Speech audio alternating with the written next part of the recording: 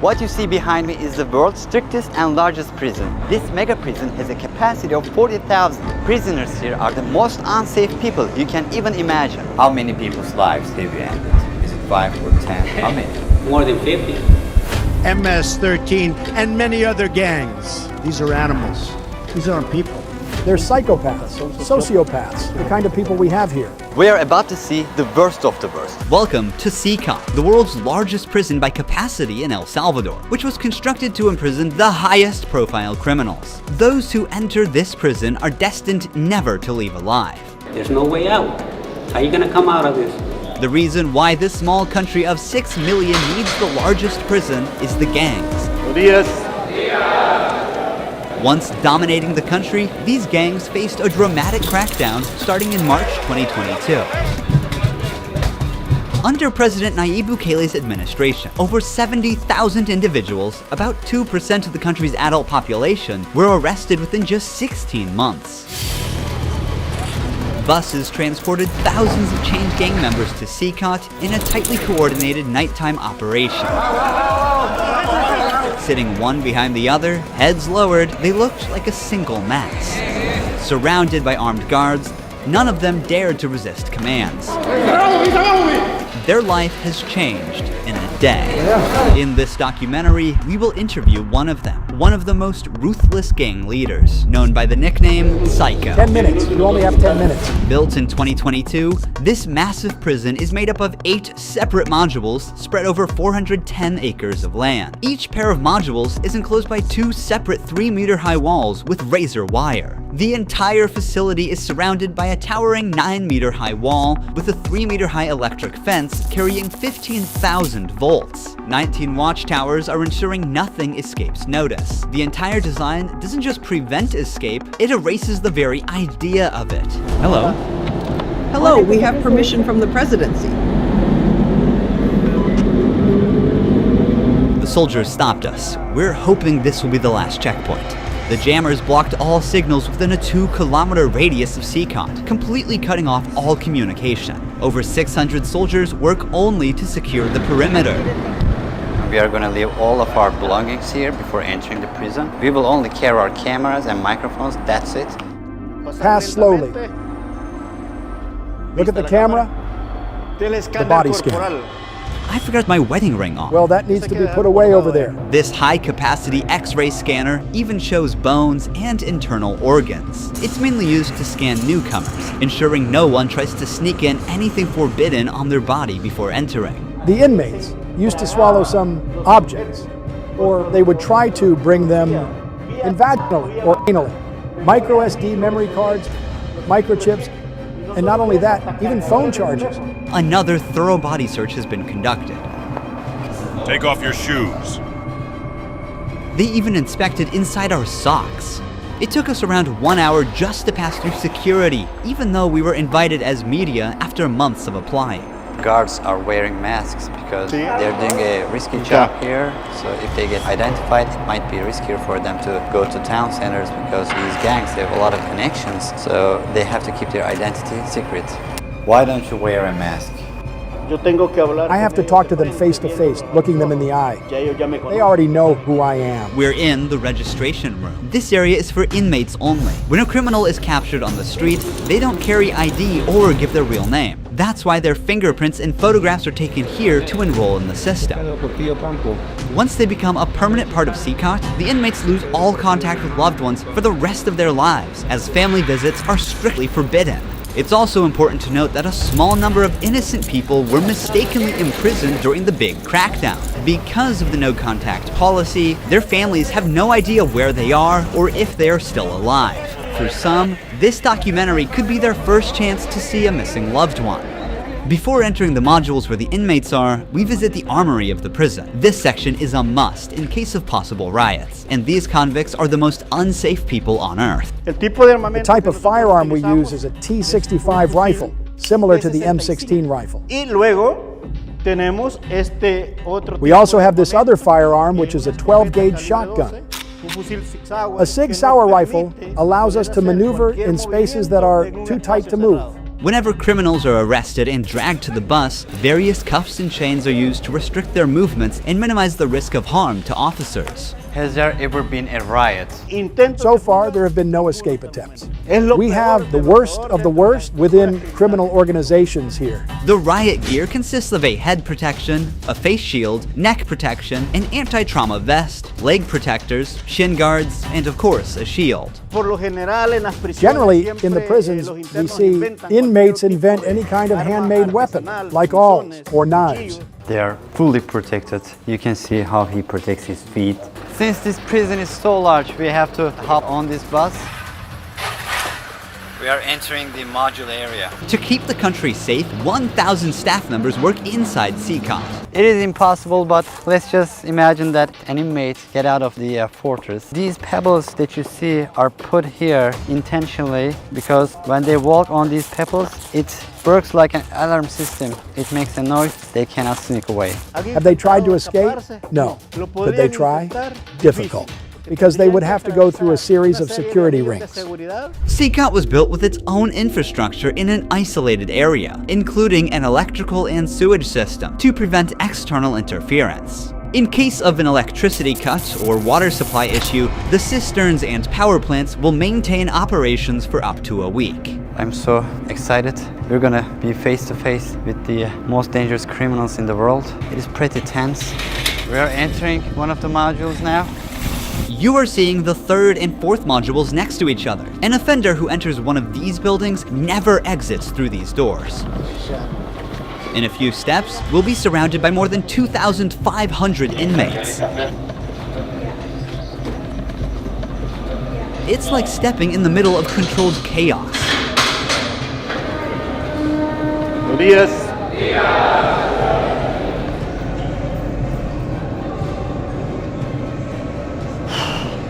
This is so intense.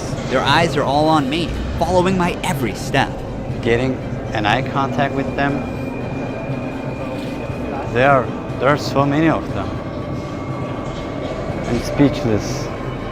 I can't help but feel unease. All of them wear white shirts, shorts, and slippers. They don't have any other belongings. Most are barely out of their early 20s and convicted of serious offenses. Even the most infamous criminals in history have an average of 20 to 30 proven victims. But here, some of the inmates are responsible for hundreds of innocent people's lives. Can I ask the inmates something? No. If you have any questions, I can answer them for you. If they try to communicate with me now, what are you gonna do? I'm not going to allow them. They know from them that subsequently there may be a penalty for not abiding by an instruction.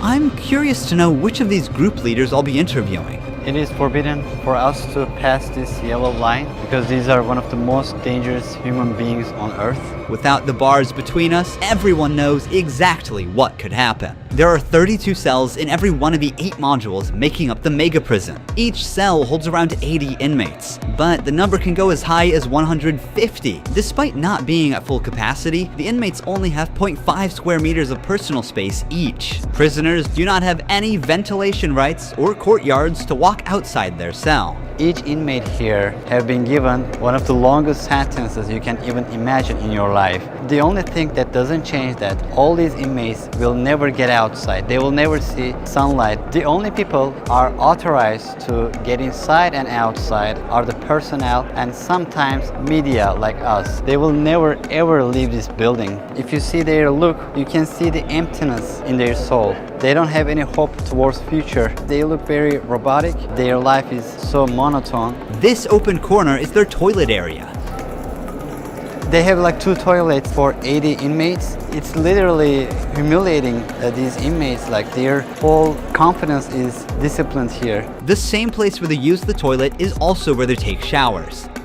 To clean themselves, they use plastic dippers in a single shared basin. There's no running water in the cells, so the prisoners have to rely on one blue barrel for drinking water. Where they sleep is these metal bunks. No pillow, no mattress. Each prisoner receives just the bare essentials: a white sheet, a uniform, socks, slippers, and a towel. That's it. The prisoners spend their entire days on their 4-level bunk beds. They have stacked tightly, like items stored in a warehouse. As part of hygiene and order, inmates are shaved every 2 weeks by personnel. Long hair or beards aren't just unhygienic, they can also hide sharp objects. Let's take a look. Take off your shirt and line up here. Now they are taking their shirts off. These inmates were once part of the MS-13 and Barrio 18 gangs, which controlled the neighborhoods of El Salvador. These two rival gangs spent years extorting money from locals and causing great suffering to Salvadorans. There is Barrio 18, MS-13 gangs all together in one cell. That's right, just like that. The entire module is the same. They all live like this. Outside, entering each other's neighborhood could mean being torn apart. Yet here, they are side by side until their last breath. How do they live without attacking one another? They have to learn how to live together. Here, they are in a prison. They are not on the street. Most of the inmates have tattoos covering their entire bodies, even including their faces, showing their loyalty structure.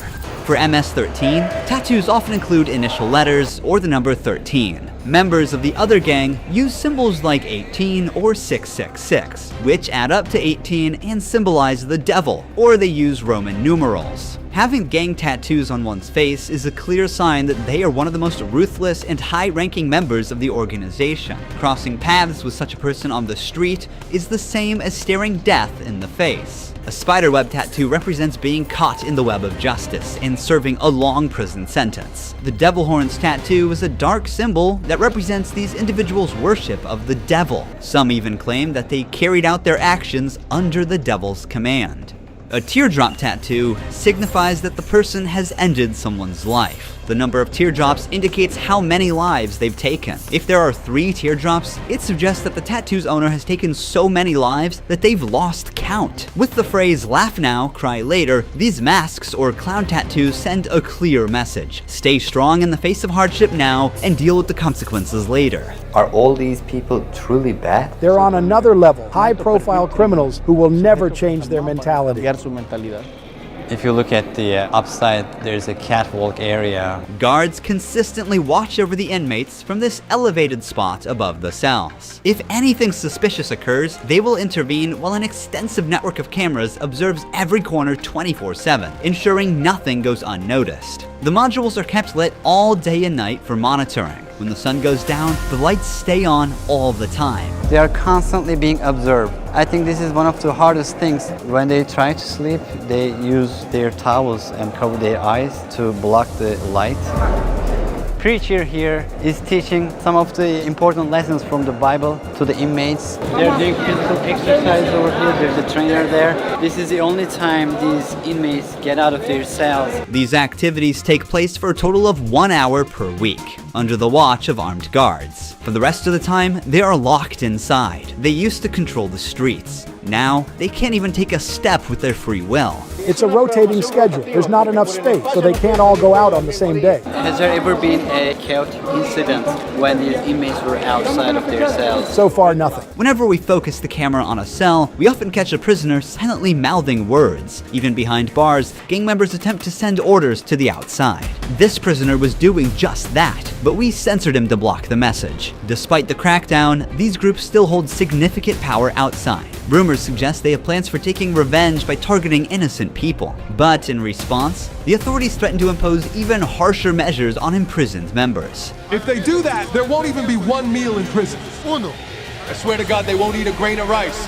Let's see how long their homeboys last inside. Here they get 3 meal times: breakfast, lunch, and dinner. Breakfast is usually beans and rice. For lunch, they get white rice and pasta. And dinner's pretty much the same. The only thing that changes is the drink. There's no nutritious food like chicken or meat. This is the lunch. It's rice, pasta, and 2 tortillas. Does the menu vary from day to day? No, Is it the same every day? it's always the same. It's for freshmen. Okay.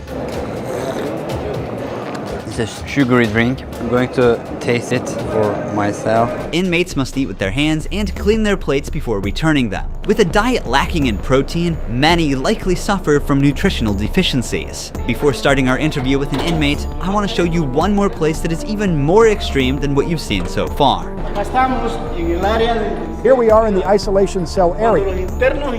If inmates break a rule, they can be sent to these isolation cells according to the legislation. The law gives me the right to keep the prisoners in isolation for up to 15 days. These cells have sealed doors. Through this grid, I can see them and identify who's inside. We serve food here, and we also use this space to put handcuffs on them before opening the door to move them from here to their cell.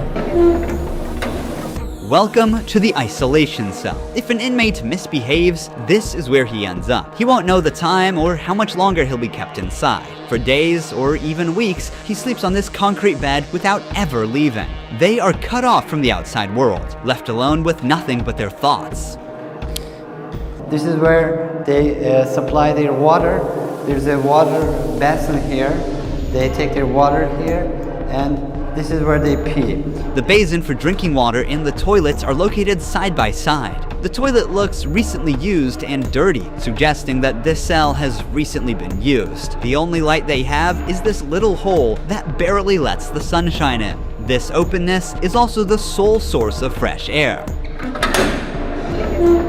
What is the most challenging thing about isolation room according to you? Inside, you don't even see your hands. So when someone is isolated, it is necessary for them to have something, a book, anything, to keep their mind clear. But here, they don't have access to any of that. No matter how tough a criminal is, this kind of isolation breaks them. This is necessary for the type of offenders that we have here. People who once played God by deciding who would live and who wouldn't live deserve the worst punishment. We don't show them mercy. They can ask for forgiveness, and may God forgive them. But here, justice must be served for so many victims, and it's the least they deserve. Now we're going to interview the inmate known as Psycho. He has a 34-year criminal history and has spent the last 25 years as a high-ranking member of an organization. 10 minutes. You only have 10 minutes. 12 guards are barely enough to ensure the safety around this inmate. Remove the mask. What is your name? My name is Marvin Ernesto Medrano Vasquez. How old are you? I'm 41 years old. You don't look 41. You look younger, like 35. That's a good thing that you told me, because I feel old. Can I see your tattoos? MS-13. When did you join this crime organization? In 2004, I started my criminal record since I was 11 years old. How did you first become involved? When somebody is born with just a mom and the mom is working, you look for the streets. You look for somebody to help you out. I said, oh, my mom's poor, I need some shoes, I need some clothes, and I started robbing. Then I need a father figure because I didn't grow up with my father. And then I looked the group of gangs. Then I did a side, and I came right here to El Salvador, trying to change my life, but I seen that there were more gangs right here, and I started doing the same thing I did upstate, and I got locked up. I've always been one of them persons that wanted to accomplish the things that they put in their mind, and I accomplished everything I had to do right here. But I'm right here. This is how the devil pays the people. Is it true that to join this crime organization, you need to end someone's life? Yeah. But the first one must be one of your relatives, right? Yeah, because you got to gain territory for your gang. I lost my mom, my dad, my son, everything right here because of the gangs. When I could be with my family, upstate, the United States, a better life. But, you know, we took wrong decisions, and this is the cause of this. That's why I tell the youth, go to school, listen to your mom, listen to your dad. Don't live this life that we live right here. There's no way out. How many people's lives have you ended? Is it 5 or 10? How many? No, if you talk about what you used to do in the jails after, it probably get a few more than 50. You gotta do it sometimes. How did you become cold-blooded and merciless in time? I can't really respond with that question. How do you feel about not seeing your family forever since you're in Sakat? I feel bad because I seen my son the last time when he was 5 years old, and he's 21 years old right now. I want to see him. I want to tell him, don't do the same things that your dad did. Look for a good life. People who have fallen victim because of you will never see their loved ones again. You will also never see your family. How do you cope with emotions like missing someone? I feel bad. Sometimes, like I tell you, I lay down on my bed and I think a lot of things, and sometimes I cry. What is your motivation to stay alive here? To one day change my life and look for God in my life, and I tell God, hey, forgive me because I did some things. Okay. Finally, we see the sunlight. Honestly, Sekat is a place you will never wish to end up in, even as a visitor. But for the people who victimized Salvadorans, it is now their forever home. These criminals took the innocent people's right to live, and now they're paying for it. The Salvadoran government's message is clear. Crime is no longer tolerated and the punishment is severe. El Salvador once had the highest rate of lives lost due to widespread chaos. During its peak, 104 out of every 100,000 people lost their lives in a single year. Previous administrations agreed to a truce with these groups, but this couldn't bring lasting order. Although the current government's methods are controversial, by 2023, the number dramatically dropped to 2.4 per 100,000 people, placing El Salvador among the safest countries in the world for the first time. So far, the results are undeniable. Peace has returned to the neighborhoods. But what about those who were wrongfully imprisoned? Is it true justice or way to control chaos? Are we seeing a lasting solution or just a temporary fix? For now, the answer remains unclear and the world continues to watch. Thank you for watching this documentary. See you in the next one. Don't forget to subscribe. Ruhi Chenet was here.